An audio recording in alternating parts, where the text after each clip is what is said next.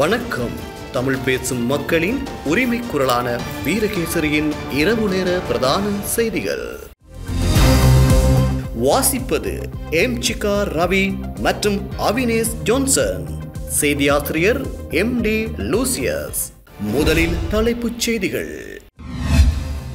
வெள்ளை வேன் கடத்தல்காரர்களையும் படுகொலையாளிகளையும் ராஜபக்ஷவினரே பாதுகாத்தனர். அதிரடி குற்றச்சாட்டு.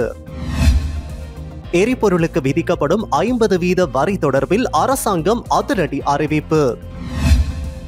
அடிப்படை சம்பளம் 30,000, தோட்டத் தொழிலாளர்களுக்கும் மாத சம்பளம் அரசாங்கம் விடுத்துள்ள அறிவிப்பு. உடனடியாக வெளியேறுங்கள், தையிட்டி விகாராதிபதிக்கு பரந்த கடிதம்.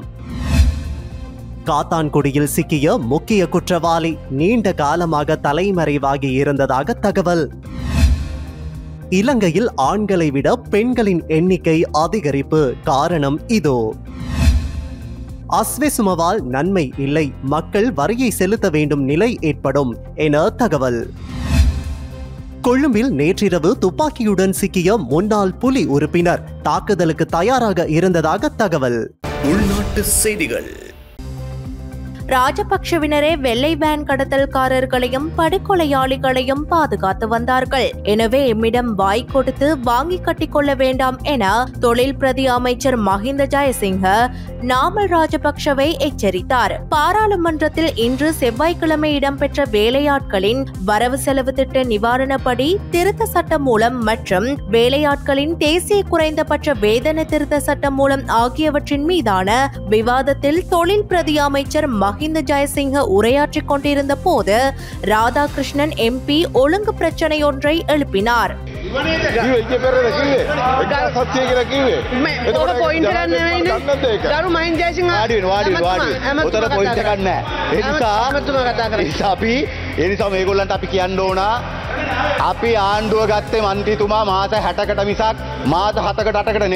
ஆனால் அதனை பெரிதாக செவிமடுக்காத தொழில் பிரதி அமைச்சர் மஹிந்த ஜயசிங்க නාමල්ලා සජිත්ලා හරිද ඊට පස්සේ කවුද දයාසිලා කට්ටියම එකතු වෙලා මාධ්‍ය සාකච්ඡා තියෙනවා කොළඹ නගර සභාවේ බලය පිටුවේ.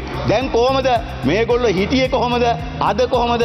எதிராளிகளாகவிருந்த சஜித் பிரேமதாச, நாமல் ராஜபக்ஷ, தயாசிரி ஜெயசேகர, நீங்கள் எல்லோரும் கொழும்பு மாநகர சபை ஆட்சியை கைப்பற்ற ஒன்றிணைந்தீர்கள், ஊடக சந்திப்புகளை நடத்தினீர்கள், எதிர்கால நண்பர்களாகினீர்கள் என்றார். இதன் போது குறுக்கிட்ட நாமல் ராஜபக்ஷ எம்பி, ஏன் நீங்களும் எமது நண்பர் தானே என்றார். දැන් ඔබතුමාලා මේ අපි යාළු වෙච්ච එකක් ගැන කතා කරානේ. හැබැයි ඉතින් අපි එක්ක සංවිධානාත්මක අපරාධ කරුවොත් නැහැ. ඉතින් ඔබතුමායි මායි තරහ වුණාම තමයි මේ පැත්තත් එක්ක යන්නේ. අපි දෙන්නනේ යාළුවෝ. இதனால் கோபமடைந்த தொழில் பிரதி அமைச்சர் மஹிந்த ஜயசிங்க, ඒ ගැන මගෙන් අහගන්න එපා ලුමුණුවබුල් ඇතුව. ජූලම්පිටිය අමරේ කවුද? ජූලම්පිටිය අමරේ කවුද? තාජුදීන් මරුවේ කවුද? තාජුදීන් මරුවේ කවුද? ඒ කවුද? ඕගොල්ලෝ සංවිධානාත්මක අපරාධකාරයෝ හුරතල් කරලා ගේ අස්සේ දාගෙන හුරතල් කරලා මැදමුල්ලේ තියාගෙන හුරතල් කරලා අරලියගහ මන්දිරේ තියාගෙන හුරතල් කරලා මේ රට මේ තැනට ඇදවැට්ටුවා. සුදු වෑන් වලින් ගෙනල්ලා මේ රටේ ජනතාව පැහැරගෙන ගියා. ඒ කවුද? සංවිධානාත්මක අපරාධකරුවෝ නෙවෙයිද? நீங்கள் நல்லவர்களா? தாஜுதீனை கொன்றவர்கள், படுகொலையாளிகளை, வெள்ளை வேன் கடத்தல்காரர்களை பாதுகாத்தவர்கள். உங்கள் தந்தை எத்தனை பேரை வேட்டையாடினார்? சரத் பொன்சேகாவை என்ன செய்தீர்கள்? உங்களை எதிர்ப்பவர்களை இருக்க விட்டீர்களா? ஆகவே என்னிடம் வாய் கொடுத்து வாங்கி கட்டிக்கொள்ள வேண்டாம் என்றார். இதே நேரம் முன்னாள் ஜனாதிபதி மஹிந்த ராஜபக்ஷவின் பாதுகாப்பிற்கு அரசாங்கம் பொறுப்பேற்கிறதா என அமைச்சரவை தீர்மானங்களை அறிவிக்கும் இன்றைய ஊடக சந்திப்பின் போது ஊடகவியலாளர்கள் கேள்வி எழுப்பினர். இதற்கு பதிலளித்த அமைச்சரவை ஊடக பேச்சாளர் அமைச்சர் நலிந்த ஜெயதிச, தற்போதுள்ள முன்னாள் ஜனாதிபதிகள் மற்றும் அவர்களது குடும்பங்கள் குறித்து நாங்கள் ஒரு பொதுவான முடிவை எடுத்துள்ளோம். முன்னாள் ஜனாதிபதிகளுக்கு மட்டுமல்ல, குடிமக்களின் பாதுகாப்பிற்கும் அரசாங்கத்திற்கு பொறுப்பு உள்ளது. இது தொடர்பில் பாதுகாப்பு சபையில் தொடர்ந்து விவாதிக்கப்படுகிறது. இவ்விடயம் தொடர்பிலான புலனாய்வு அறிக்கைகள் மற்றும் பாதுகாப்பு அறிக்கைகள் ஆராயப்பட்டு வருகின்றன என்று குறிப்பிட்டுள்ளார். இலங்கை பெட்ரோலிய கூட்டுத்தாபனத்தின் பழைய கடன்கள் முழுமையாக செலுத்தப்பட்டதும் எரிபொருள் லீட்டருக்கு விதிக்கப்பட்டுள்ள 50 ரூபாய் வரி நீக்கப்படும் என மின்சாரம் மற்றும் எரிசக்தி அமைச்சர் குமார ஜெயக்கொடி இன்று பாராளுமன்றத்தில் தெரிவித்துள்ளார். ஐக்கிய மக்கள் சக்தியின் பாராளுமன்ற உறுப்பினர் தயாசிறி ஜெயசேகர எழுப்பிய கேள்விக்கு பதிலளிக்கும் போதே அவர் இதனை தெரிவித்துள்ளார். முன்னதாக கேள்வி எழுப்பிய தயாசிறி ஜெயசேகர මේ බද්ද ඔබතුමාලා අඩු කරනවා කියලා කිව්වා. මේකේ සාහනය දෙනවා කියලා කිව්වා. හැබැයි කවද්ද මේ සාහනය මේ බදු ටික අයින් කරලා මේ රටේ ජනතාවට දෙන්නේ? මොකද 161/18 පෙට්‍රල් එක දෙන්න පුළුවන්. මම දන්නේ මේකේ තියෙන හැටියට. ඔබතුමාලා කිව්වේ මේවා කරන්නේ නැහැ. මේවා හොරකම් කරනවා මේ ජනතාවගේ බදු මුදල් මේවා ගහලා බද්ද ගහනවා කියලා. මම ඔබතුමාලා අහන්න කැමතියි. කවද්ද මේක මේ කංචන විජේසේකර මහත්තයාගේ සාක්කුවට යන එක නවත්තන්නේ? තවදුරටත් මම ඒක ඇහුවේ මේ වංචාවක් වෙලා තියෙනවද කියලා. ඉතින් මම අහන්න කැමතියි කවද්ද මේක නතර කරලා ඔබතුමාලා මේ බද්ද අයින් කරලා මේ රටේ ජනතාවට මේ සාහනය දෙන්නේ කියලා. எரிபொருள் கொள்வனவின் போது ஒவ்வொரு லீட்டருக்கும் பெருமளவான தொகை முன்னாள் அமைச்சர் கஞ்சன விஜயசேகரவின் பைகளுக்குள் போவதாக குற்றச்சாட்டுகள் கடந்த காலங்களில் முன்வைக்கப்பட்டன. அது இப்போதும் நடக்கின்றதா என்று கேட்கின்றேன். அத்துடன் ஒவ்வொரு மாதமும் விலை சூத்திரம் முன்வைக்கப்பட்டது. ஒவ்வொரு ஏப்ரல் மாதத்திலும் இவ்வாறு நடந்தது. ஆனால் இப்போது நிறுத்தப்பட்டுள்ளது. ஜூன் மாதத்தில் எரிபொருள் இறக்கப்பட்டமை தொடர்பான தகவல்கள் உள்ளன. அதாவது ஆக்டேன் 92 பெட்ரோல் லீட்டர் ஒன்று 161.18 ரூபாவுக்கே கொள்வனவு செய்யப்பட்டுள்ளது. இதற்காக 120.42 ரூபாய் மக்களிடம் வரியாக அறவிடப்படுகிறது. இதுவே கஞ்சன விஜயசேகரின் பைகளுக்குள் போவதாக கூறப்பட்டது. அத்துடன் ஆக்டேன் 95 பெட்ரோல் 154.39 ரூபாவுக்கு கொண்டு வரப்படுவதுடன் 145.29 ரூபாய் வரி அறவிடப்படுகிறது. ஆட்டோ டீசல் 185.67 ரூபாவுக்கு கொண்டு வரப்படுவதுடன் 97.47 ரூபாய் வரி அறவிடப்படுகிறது. அதே போன்று சூப்பர் டீசல் 157.84 ரூபாவுக்கு கொண்டு வரப்படுவதுடன் 120.67 ரூபாய் வரி அறவிடப்படுகிறது. இந்த வரிகளை குறைத்து மக்களுக்கு நிவாரணம் வழங்குவதாக கூறப்பட்டது. அது எப்போது செய்யப்படும் என்று கேட்கின்றோம். இதில் இன்னும் மோசடி நடக்கின்றதா என்று கேட்கின்றேன் என வினவினார். இதற்கு பதிலளித்த எரிசக்தி அமைச்சர் குமார ජයකොඩි අපි ආණ්ඩුව ගන්නකොට තිබිච්ච බද්ද ඕකේ තියෙනවා රජයේ සාමාන්‍ය වැට සහ අනිත් බදු ටිකට අමතරව බිලියන 884ක් අපි ආණ්ඩුව ගන්නකොටත් තිබුණා ණය රජයට පවරාගත්තා. ඒ කියන්නේ මහා බණ්ඩාගාරේ පවරාගත්ත ණය ටිකක් තියෙනවා. අපි මේ කලින් ආණ්ඩුවම පවරාගත්ත බිලියන 884. ඒ වෙනුවෙන් රුපියල් 50ක බද්දක් මේකට දාලා තියෙනවා. ඒක ගෙවන්න ණය ගෙවන්න. එතකොට ඒ රුපියල් 50 තාම මොකද මේ ණය මුදල් ගෙවලා ඉවර නැහැ. මම හිතන්නේ ආසන්නයෙන් දැන් භාගයට ආසන්නයෙන් ගෙවලා තියෙන්නේ මහා බණ්ඩාගාරේ. එතකොට ඒක හින්දා ඒක ගෙවලා ඉවරනහම අපිට පුළුවන් මේ කලකා බලලා ඒක ඉවර කර ඒක ඇත්තටම අයින් කරලා දාන්න. ඒ ආරෙන්න අනිත් ඒවා ස්ථාවර රජයේ නියමිත බදු විතරයි තියෙන්නේ. ඕක තමයි මගේ පිළිතුර. கடந்த அரசாங்க ஆட்சியின் போது திரைசேரிக்கு இலங்கை பெட்ரோலிய கூட்டுத்தாபனம் மொத்தமாக 884 பில்லியன் ரூபாய் செலுத்த வேண்டியிருந்தது. அந்த கடனை தீர்க்கவே 1 லிட்டர் எரிபொருளுக்கு 50 ரூபாய் வரி அறிமுகப்படுத்தப்பட்டது. அந்த கடனின் அரைவாசி இப்போது ஏற்கனவே செலுத்தப்பட்டுள்ளது. மீதமுள்ள தொகையும் செலுத்தப்பட்டதும் எரிபொருளுக்கான 50 ரூபாய் வரியை நீக்குவது குறித்து அரசாங்கம் பரிசீலனை செய்யும் எனவும் அவர் கூறியுள்ளார். இதே நேரம் இலங்கை மின்சார சபையின் மறுசீரமைப்பு சட்டமூலத்திற்கு எதிர்ப்பு தெரிவித்த 28 தொழிற்சங்கங்களின் பிரதிநிதிகள் இன்று இலங்கை மின்சார சபை தலைமை அலுவலகம் முன்பாக போராட்டத்தில் ஈடுபட்டனர்.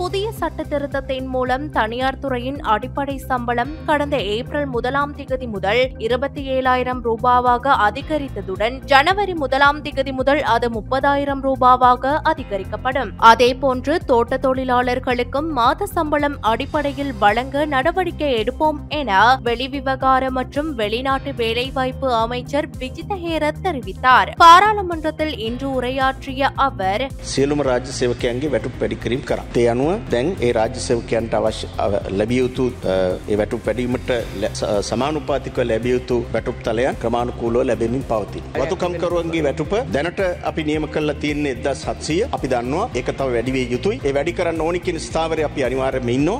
එය මේ පනත මගින් නෙමෙයි දැනට ක්‍රියාත්මක වෙන සාප්පුහා කාර්යාල සේවක පනත් වගේ තවත් අනපනත් තියෙනවා. ඒ නීති ඒ වතු හාම්පුතුන් එක්ක සාකච්ඡා කරලා ඒ වගේම කම්කරු අමාත්‍යාංශයේ ත්‍රිපාර්ශ්වික කමිටුවක තුල එකඟතාවයට ඇවිල්ලා තවත් වැඩි කළ යුතුව තියෙනවා. අපි ස්ථාවරයේ ඉන්නවා. නමුත් 1700ට දැනටමත් වතු හිමිකරුවන් එකඟ වෙලා තියෙනවා. බොහෝ වතු හිමිකරුවන් මේ වැටුප් වැඩිවීම ඒ තීන්දුව ගත්ත දවස් ඉඳලා ගෙවන්න පටන් ගත්තා. தனியார் துறையின் சம்பள அதிகரிப்பை சட்ட ரீதியில் அனுமதித்துக் கொள்ளவே தற்போது இந்த சட்ட மூலத்தை பாராளுமன்றத்துக்கு சமர்ப்பித்திருக்கிறோம். அதன் பிரகாரம் இந்த சட்ட மூலம் அனுமதிக்கப்பட்டது முதல் தனியார் துறையினருக்கு அதிகரித்திருக்கும் அடிப்படை சம்பளம் கட்டாயமாக்கப்படுகிறது. அதன் பிரகாரம் அரசாங்கம் கடந்த வரவு செலவு திட்டத்தில் தனியார் துறையினரின் அடிப்படை சம்பளத்தை 27,000 ரூபாவாக நிர்ணயித்தது. தற்போது தனியார் துறையினர் தங்களின் சேவை நிலையங்களில் இந்த 27,000 ரூபாய் அடிப்படை சம்பளத்தை பெற்றுக்கொள்ள முடியுமாகிறது. ஏப்ரல் மாதத்தில் இருந்தே இந்த அதிகரிப்பு மேற்கொள்ளப்பட வேண்டும். அதனால் ஏப்ரல் மாதம் இந்த அதிகரிப்பு மேற்கொள்ளப்பட்டிருக்காவிட்டால் அவர்களுக்கு மீதி சம்பளத்துடன் பெற்றுக்கொள்ளும் உரிமை இதன் மூலம் கிடைக்கிறது. ஏப்ரல் மாதத்தில் இருந்தே இந்த அதிகரிப்பு மேற்கொள்ளப்பட வேண்டும். அதனால் ஏப்ரல் மாதம் இந்த அதிகரிப்பு மேற்கொள்ளப்பட்டிருக்காவிட்டால் அவர்களுக்கு மீதி சம்பளத்துடன் பெற்றுக்கொள்ளும் உரிமை இதன் மூலம் கிடைக்கிறது. அதே போன்று வரவு செலவு திட்டத்தில் அரச ஊழியர்களுக்கு சம்பளம் அதிகரிக்கப்படும் போது தனியார் துறையினருக்கும் அது கொடுப்பனவாகவே வழங்கப்படுகிறது. அதனால் இதுவரை காலமும் வரவு செலவு கொடுப்பனவாக வழங்கப்பட்டு வந்த 1000 ரூபாய் மற்றும் 2500 ரூபாய் ஆகிய 2 கொடுப்பனவும் அடிப்படை சம்பளத்தில் சேர்க்கப்படுகிறது. மேலும் தனியார் துறைக்கு அதிகரிக்கப்பட்டிருக்கும் இந்த 27,000 ரூபாய் அடிப்படை சம்பளம் எதிர்வரும் ஜனவரி 1ஆம் தேதி முதல் 30,000 அதிகரிக்க அரசாங்கம் தீர்மானித்திருக்கிறது. அதன் பிரகாரம் ஜனவரி மாதம் முதல் தனியார் துறைக்கு 30,000 ரூபாய் அடிப்படை சம்பளமாக வழங்கப்பட வேண்டும். அத்துடன் தோட்ட தொழிலாளர்களின் நாள் ஒன்றுக்கான சம்பளம் தற்போதைக்கு 1700 ரூபாய் என நாங்கள் தீர்மானித்திருக்கிறோம். அது மேலும் அதிகரிக்கப்பட வேண்டும் என்ற நிலைப்பாட்டிலே நாங்கள் இருக்கிறோம். அதனை சம்பள நிர்ணய சபை, முதலாளிமார் சம்மேளனம் ஆகியவற்றுடன் கலந்துரையாடி அவர்களின் இணக்கப்பாட்டுடன் மேற்கொள்ள வேண்டி இருக்கிறது. அதே போன்று தனியார் துறையினருக்கு போன்று தோட்ட தொழிலாளர்களுக்கும் மாத சம்பளம் என்ற அடிப்படையில் வழங்க திட்டமிட்டிருக்கிறோம். அதுதான் சரியான முறைமை என்றார். யாழ்ப்பாணம் தையிட்டியில் ஆக்கிரமிக்கப்பட்ட காணியில் இருந்து உடனடியாக வெளியேறுமாறு தையிட்டி விகாரையின் விகாராதிபதிக்கு வலி வடக்கு பிரதேச சபை தவிசாளர் கடிதம் மூலம் அறிவுறுத்தியுள்ளதாக தகவல் வெளியாகியுள்ளது. தையிட்டி விகாரையின் விகாராதிபதி ஜின்தோட்ட நந்தரமா தேரோவிற்கு வலி வடக்கு பிரதேச சபை தவிசாளர் சோ சுகிர்தன் கடிதம் மூலம் இவ்வாறு அறிவுறுத்தியுள்ளார். தையிட்டியில் உள்ள காணி உரிமையாளர் ஒருவர் தவிசாளர் முறைப்பாடு அளித்துள்ள நிலையிலேயே அவர் இந்த கடிதத்தை அனுப்பியுள்ளார். அந்த கடிதத்தில் முறைப்பாட்டாளர் குறிப்பிட்டுள்ள காணியில் தங்களுக்கு சட்ட ரீதியான உரித்து காணப்பட்டால் அவற்றுக்கான ஆவணங்களை பிரதேச சபையில் சமர்ப்பிக்கவும், அவ்வாறு இல்லாத பட்சத்தில் உடனடியாக அக்காணியில் இருந்து வெளியேற வேண்டும். தவறின் தங்களுக்கு எதிராக சட்ட நடவடிக்கை எடுக்கப்படும் என குறிப்பிடப்பட்டுள்ளது. மட்டக்களப்பு நீதிமன்றத்தினால் ஒரு திறந்த பிடியானை உட்பட 4 பிடியானைகளுடன் தேடப்பட்டு வந்த முக்கிய நபர் காத்தான்குடி போலீசாரினால் நேற்று இரவு கைது செய்யப்பட்டுள்ளதாக காத்தான்குடி போலீஸ் நிலைய பொறுப்பதிகாரி RMI ரத்நாயக தெரிவித்தார். காத்தான்குடி போலீஸ் பிரிவிற்குட்பட்ட காத்தான்குடி 5ஆம் குறிச்சி பெரிய மீரா பள்ளி வாயல் வீதியில் வைத்து குறித்த நபர் 14 சிறிய பக்கெட்டுகள் கொண்ட 2250 மில்லி கிராம் ஐஸ் போதைப் பொருளுடன் போலீசாரினால் கைது செய்யப்பட்டுள்ளார். 37 வயதுடைய இந்த நபர் மட்டக்களப்பு நீதிமன்றத்தினால் 4 பிடியாணைகள் பிறப்பிக்கப்பட்டு போலீசாரினால் தேடப்பட்டு வந்த நபர் ஆவார். நீண்ட காலமாக போதைப் பொருள் விற்பனையில் ஈடுபட்டு வந்த இவர் தலைமறைவாகிய நிலையில் போதைப் பொருள் விற்பனையில் ஈடுபட்டு வந்துள்ளார் என போலீசார் மேலும் தெரிவித்தனர். கைது செய்யப்பட்ட நபரிடமிருந்து ஐஸ் மற்றும் ஐஸ் போதைப் பொருளை நிறுக்கும் நிறுவை இயந்திரம் உட்பட சில பொருட்களும் மீட்கப்பட்டுள்ளன. சந்தேக நபரை காத்தான்குடி போலீசார் மட்டக்களப்பு நீதிமன்றத்தில் ஆஜர்படுத்த நடவடிக்கைகள் மேற்கொண்டுள்ளதாக போலீசார் மேலும் தெரிவித்தனர். நாட்டில் ஆண் மக்கள் தொகை குறைவது எதிர்காலத்தில் பல நெருக்கடிகளை உருவாக்கக்கூடும் என்று வடமேற்கு பல்கலைக்கழகத்தின் சிரேஷ்ட பேராசிரியர் அமிந்த மெட்சில தெரிவித்தார்.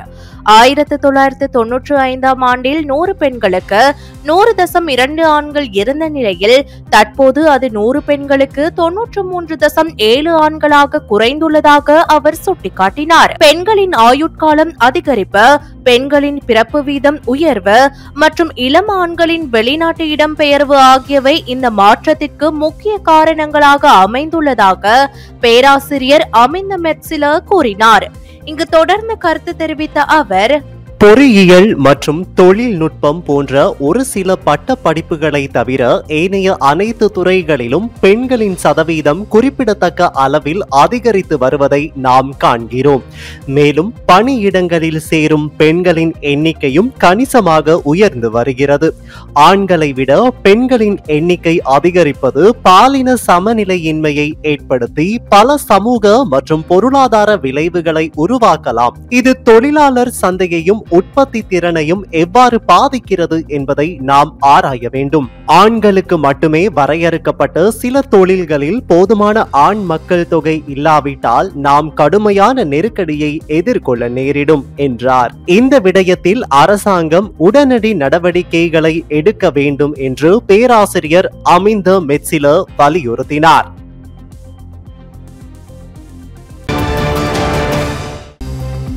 உயிர்த்த ஞாயிறு தாக்குதல் தொடர்பில் போலீஸ் சேவையிலிருந்து நீக்கப்பட்டுள்ள பிரதி போலீஸ் மா அதிபர் நிலாந்த ஜெயவர்தனவிற்கு மரண தண்டனை வழங்க வேண்டும் என்பது கத்தோலிக்க திருச்சபையின் நிலைப்பாடில்லை என கொழும்பு மறை மாவட்டத்திற்கான தகவல் தொடர் இயக்குனர் அருட்தந்தை சிறில் காமினி பெர்னாண்டோ தெரிவித்துள்ளார். இலங்கை கத்தோலிக்க திருச்சபையின் மக்கள் தொடர்பு இயக்குனர் அருட்தந்தை ஜோட் கிறிஸ்தாந்த உயிர்த்த ஞாயிறு தாக்குதல் தொடர்பில் போலீஸ் சேவையிலிருந்து நீக்கப்பட்டுள்ள பிரதி போலீஸ் மா அதிபர் நிலாந்த ஜெயவர்தனவிற்கு மரண தண்டனை வழங்க வேண்டும் என வேண்டுகோள் விடுத்துள்ளமை குறித்து கருத்து தெரிவிக்கையில் அருட்தந்தை சிறில் காமினி பெர்னாண்டோ இவ்வாறு தெரிவித்துள்ளார். இது தொடர்பில் கருத்து வெளியிட்டுள்ள அவர், පැතිවලට ගිහිල්ලා මේක සංකීර්ණ දෙයක් කියන එක පැහැදිලි දෙයක්. අවුරුදු 6කට ඉස්සෙල්ලා සිදුවෙච්ච දෙයක්. ඒ වගේම නොයෙකුත් සම්බන්ධතා ජාල එහි තිබෙන බවට තමයි සැක කෙරෙන්නේ. ඒ නිසා මේ හැම දෙයක් ඇතුළටම යන්න ඕනේ විමර්ශන කටයුතු. ඒ නිසා ඒක පිළිවෙලකට කෙරෙන්න ඕන දෙයක්. ඒ නිසා අපි හිතනවා අපිට තේරෙනවා මේ විමර්ශන හරියට කරන්න අවශ්‍යතාවයක් CID එකටත් තියෙනවා කියලා, ඒ වගේම රජයටත් තියෙනවා කියලා. නමුත් එහි සමහර විට කෙනෙකුට அஸ்பெசும நலன்புரி கொடுப்பனவால் மக்களுக்கு எவ்வித நன்மையும் கிடையாது என்றும் அதற்காக அரசாங்கம் பெற்றுக்கொண்டுள்ள கடனை மீள செலுத்துவதற்காக ஏதோ ஒரு வழியில் மக்கள் வரியை செலுத்த வேண்டும் என்றும் சர்வஜன பலய கட்சியின் தலைவரும் பாராளுமன்ற உறுப்பினருமான திலித் ஜெயவீர தெரிவித்துள்ளார். சர்வஜன பலய கட்சியினால் நடத்தப்பட்ட மக்கள் சந்திப்பு நிகழ்வொன்றில் இதனை தெரிவித்த அவர், அஸ்வெசும நலன்புரி கொடுப்பனவுக்காக 164 பில்லியன் ரூபாய் செலவு செய்யப்படுகின்றது. இதற்கு மேலதிகமாக முதியோர் கொடுப்பனவு உள்ளிட்ட கொடுப்பனவுகளுக்காக 65 பில்லியன் வரையில் செலவிடப்படுகின்றது. இப்போதும் அஸ்வெசும கொடுப்பனவுக்காக வரி வருமானத்திற்கு மேலதிகமாக உலக வங்கியிடம் 25% கடன் பெற்றுக் கொள்ளப்படுகின்றது. இந்த அரசாங்கம் அரசியல் அஸ்வெசுமவை தொடர்கின்றது. உலக வங்கி சுற்றி வந்து கைவிட்டதே அது. இதேவேளை எவரும் மக்களுக்கு தமது பலத்தால் முன்னேறும் வேலை திட்டத்தை மக்களுக்காக முன்வைக்கப்படவில்லை. உலக வங்கியில் பெற்ற கடனுக்காக வட்டியை செலுத்தக்கூடிய வருமானத்தை பெற்றுக்கொள்வது தொடர்பில் கூட வேலை திட்டத்தை முன்வைக்கவில்லை. இந்த நிவாரண முறையில் எவ்வித நன்மையும் கிடையாது. அந்த நிவாரணத்திற்கும் வரி அறவிடப்படும். அதாவது ஒவ்வொரு உணவுப் பொருட்களிலும் அதற்கான வரி அறவிடப்படும். இவ்வாறு அதனை செய்ய வேண்டுமா என்றார்.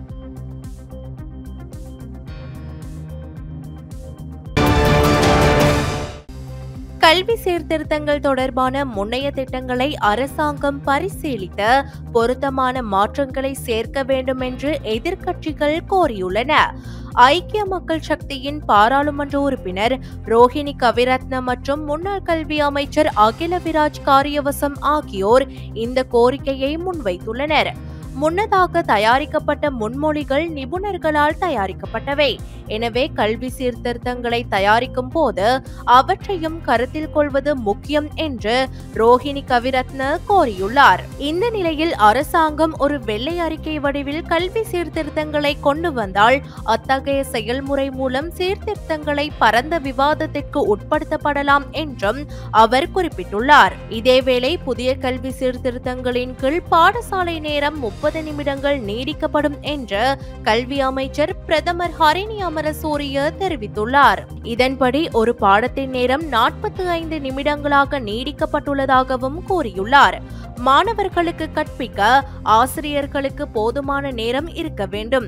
அதே நேரத்தில் மாணவர்கள் அவசரமின்றி இந்த நடவடிக்கைகளில் பங்கேற்க நேரம் தேவை என்று அவர் விளக்கம் அளித்துள்ளார்.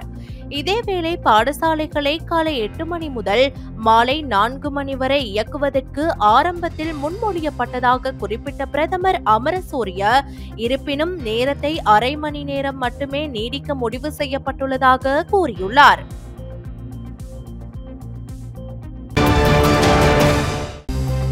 விடுதலை புலிகள் இயக்கத்தில் இருந்து பின்னர் ராணுவத்தினரால் புனர்வாழ்வளிக்கப்பட்ட ரமேஷ் என்பவர் நேற்றிரவு கொழும்பில் துப்பாக்கியுடன் கைது செய்யப்பட்டுள்ளார். கிரிபத்கொடை புதிய வீதியில் வைத்து பேலியகொடை போலீசார் சந்தேகத்தின் பேரில் அவரை கைது செய்துள்ளனர். அவரிடமிருந்து T56 ரக துப்பாக்கி ஒன்று கைப்பற்றப்பட்டுள்ளது. குற்ற செயல் ஒன்றை மேற்கொள்ளும் நோக்குடன் அவர் இந்த துப்பாக்கியை தம் வசம் வைத்திருந்ததாக போலீசார் தெரிவித்துள்ளனர். சிவப்பு நிற கார் ஒன்றில் வந்தவர்கள் அவரிடம் துப்பாக்கியை கையளித்து தங்களிடமிருந்து தகவல் வரும் வரை ஹோட்டல் அறையில் தங்கியிருக்குமாறு கூறி சென்றுள்ளனர். இதற்கிடையில் போலீசாருக்கு கிடைத்த ரகசிய தகவலை அடுத்து அவர் கைது செய்யப்பட்டுள்ளார். உயிர்த்த ஞாயிறு தாக்குதல் தொடர்பில் போலீஸ் சேவையிலிருந்து நீக்கப்பட்டுள்ள பிரதி போலீஸ் மா அதிபர் நிலாந்த ஜெயவர்தனவிற்கு மரண தண்டனை வழங்க வேண்டும் என்பது கத்தோலிக்க திருச்சபையின் நிலைப்பாடில்லை என கொழும்பு மறை மாவட்டத்திற்கான தகவல் தொடர் இயக்குனர் அருட்தந்தை சிறில் காமினி பெர்னாண்டோ தெரிவித்துள்ளார். இலங்கை கத்தோலிக்க திருச்சபையின் மக்கள் தொடர்பு இயக்குனர் அருட்தந்தை ஜோட் கிறிஸ்தாந்தா உயிர்த்த ஞாயிறு தாக்குதல் தொடர்பில் போலீஸ் சேவையிலிருந்து நீக்கப்பட்டுள்ள பிரதி போலீஸ் மா அதிபர் நிலாந்த ஜெயவர்தனவிற்கு மரண தண்டனை வழங்க வேண்டும் என வேண்டுகோள் விடுத்துள்ளமை குறித்து கருத்து தெரிவிக்கையில் அருட்தந்தை சிறில் காமினி பெர்னாண்டோ இவ்வாறு தெரிவித்துள்ளார். இது தொடர்பில் கருத்து வெளியிட்டுள்ள அவர், හුඟක් පැතිවලට ගිහිල්ලා මේක සංකීර්ණ දෙයක් කියන එක පැහැදිලි දෙයක්. අවුරුදු 6කට ඉස්සෙල්ලා සිදුවෙච්ච දෙයක්. ඒ වගේම නොයෙකුත් සම්බන්ධතා ජාල එහි තිබෙන බවට තමයි සැක කෙරෙන්නේ. ඒ නිසා මේ හැම දෙයක් ඇතුළටම යන්න ඕනේ විමර්ශන කටයුතු. ඒ නිසා ඒක පිළිවෙලකට කෙරෙන්න ඕන දෙයක්. ඒ නිසා අපි හිතනවා අපිට තේරෙනවා මේ විමර්ශන හරියට කරන්න අවශ්‍යතාවයක් CID එකටත් තියෙනවා කියලා, ඒ වගේම රජයටත් තියෙනවා කියලා. නමුත් එහි සමහර විට කෙනෙකුට පේන්න පුළුවන් මේක බොහොම හිමීට සිද්ධ වෙන්නේ කියලා. අපි ඔක්කොන්ටම ඕන ඉක්මනට මේක විදරව් කරගන්න. ඒක අපි හැමෝටම අවශ්‍ය දෙයක්. නමුත් මේකේ සංකීර්ණ භාවය කලකලා බලද්දී කඩිනමින් නැත්තම් එහෙම් මෙහෙම් කරලා ඉවර කරනවට වඩා අවශ්‍යතාවය තියෙන්නේ ඊටමත්ම ගැඹුරු විදියට පිළිවෙලකට විනිවිද භවෙන් යුතුව අවංකව මේ පරීක්ෂණ සිදු කරන එක. මම හිතනවා ඒක සිදු වෙමින් පවතිනවා කියලා. යම් ප්‍රතිඵල ලැබිලා තියෙනවා. ඉදිරියේදී අපි විශ්වාස කරනවා මේක ඉක්මනින් ඉවර කර ගන්නට පුළුවන් වෙයි කියලා. ඒ පිළිබඳව කැපවීමක් රජයත් ඒ වගේම CID එකත් මේ කැප වුණා වගේම කැප වෙලා මේ කාරණේ ඉටු කරයි කියලා. ஜூட் தனது தனிப்பட்ட கருத்தினையே ஞாயிற்றுக்கிழமை தெரிவித்துள்ளார். இந்த விடயம் தொடர்பில் எந்த பிரச்சனையும் இல்லை.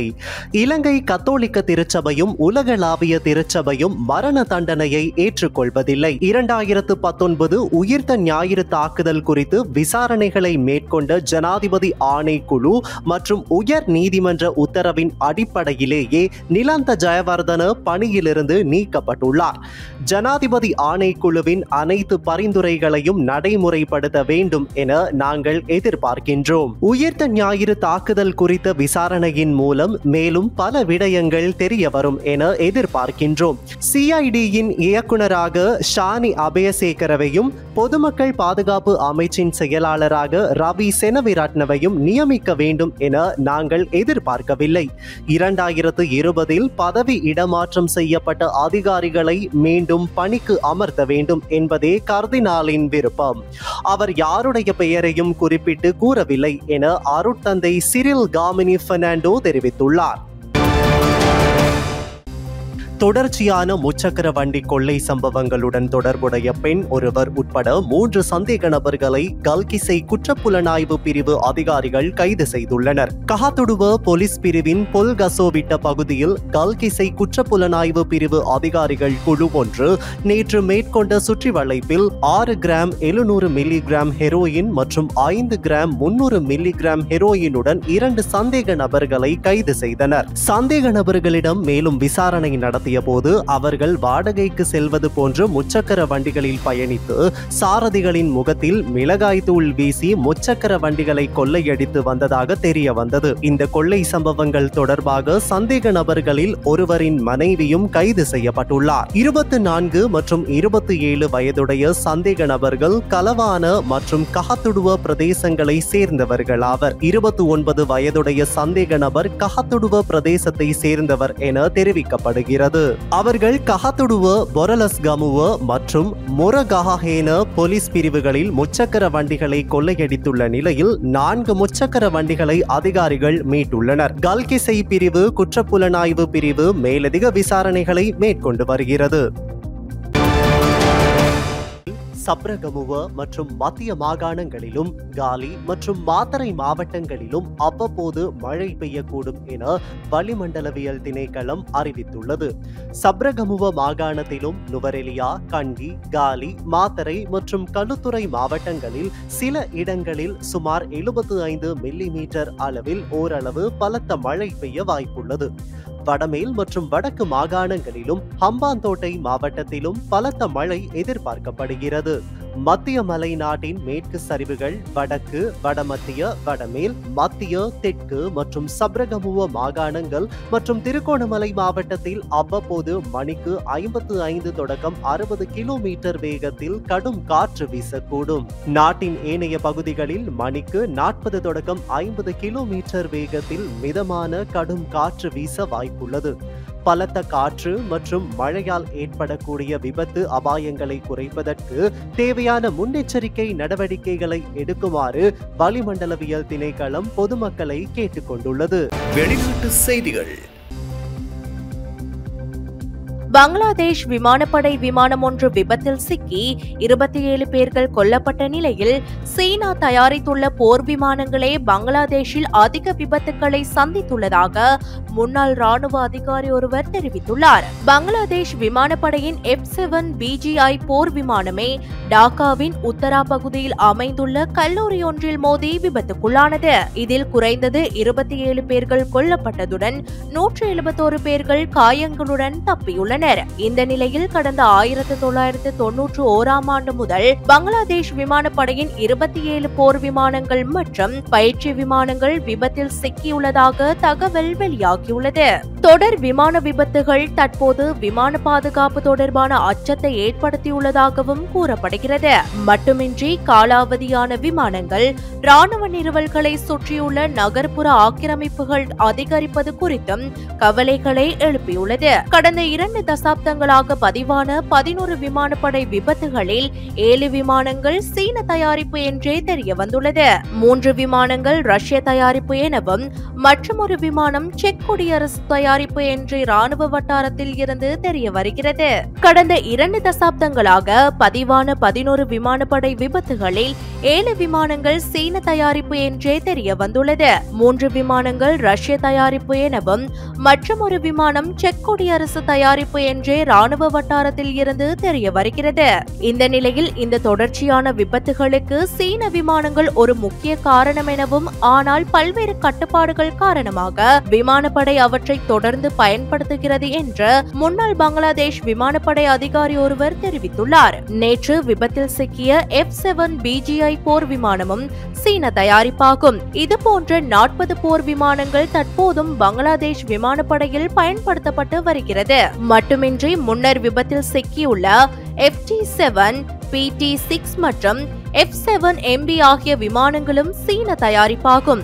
இதனிடையே பங்களாதேஷின் இடைக்கால தலைவர் முகமது யூனுஸ் இந்த துயர சம்பவம் குறித்து ஆழ்ந்த வருத்தத்தை தெரிவித்து முழுமையான விசாரணை நடத்துவதாக உறுதியளித்துள்ளார்.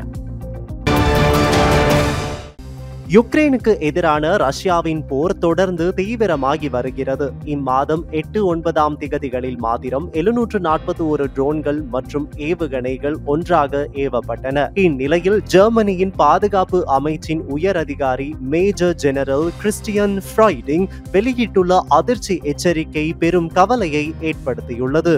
ரஷ்யா தற்போது ட்ரோன் உற்பத்தி திறனை கடுமையாக அதிகரித்து வருகிறது. இது ஒரே நேரத்தில் 2000 ட்ரோன்கள் தாக்க வாய்ப்பு உள்ளதென அவர் கூறியுள்ளார். இது யுக்ரைனின் வான் பாதுகாப்பு அமைப்புக்கு பாரிய சவாலாக அமையும் என எச்சரிக்கை விடுத்துள்ளார். ஈரான் வழங்கும் ஷஹேட் ட்ரோன்கள் வெறும் 30,000 தொடக்கம் 50,000 யூரோ மதிப்பிலேயே இருக்கின்றன. ஆனால் அவைகளை அழிக்க பயன்படுத்தப்படும் பேட்ரியட் ஏவுகணைகளின் விலை 5 மில்லியன் யூரோவிற்கு அதிகமாகும். இது யுக்ரைனுக்கு பாரிய பொருளாதார சுமையை கொடுக்கிறது. யுக்ரைன் தற்போது சாதாரண துப்பாக்கிகள், எதிர்ப்பு ட்ரோன்கள் மற்றும் மின்னணு போர்க்கருவிகளை பயன்படுத்தி பாதுகாப்பை வலுப்படுத்தி வருகிறது. இந்நிலையில் யுக்ரைனுக்கு 2000 தொடக்கம் 4000 யூரோ செலவில் செயல்படக்கூடிய பாதுகாப்பு அமைப்புகள் தேவை என ஜெர்மன் ஜெனரல் கூறியுள்ளார். ரஷ்யா தற்போது யுக்ரைனின் பாதுகாப்பு வலையமைப்புகளை சோர்வடைய செய்கிறது. இது யுக்ரைனின் எதிர்வினையை எதிர்பார்த்தும் திட்டமிடப்பட்ட நடவடிக்கையாகவே இருக்கலாம் என தெரிவித்துள்ளார்.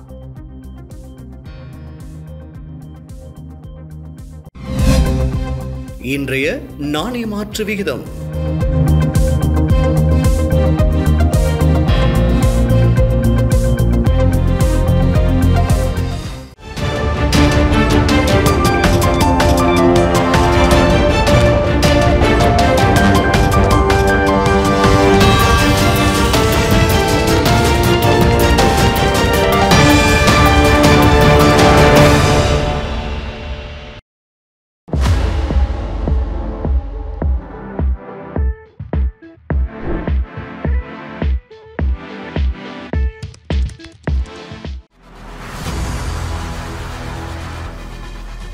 இலங்கையின் முதல் நிலை முதற்தர செய்தி வழங்குனர் வீரகேசரியின் குறும் தகவல் செய்திகளை உடனுக்குடன் தமிழில் பெற்றுக்கொள்ள டயலாக் வலையமைப்பிலிருந்து REG இடைவெளி வீக்கி என்று பதிவிட்டு 87 960 என்ற எண்ணுக்கு குறுஞ்செய்தி ஒன்றை அனுப்புங்கள். வீரகேசரி செய்தியுடன் இணைந்திருங்கள்.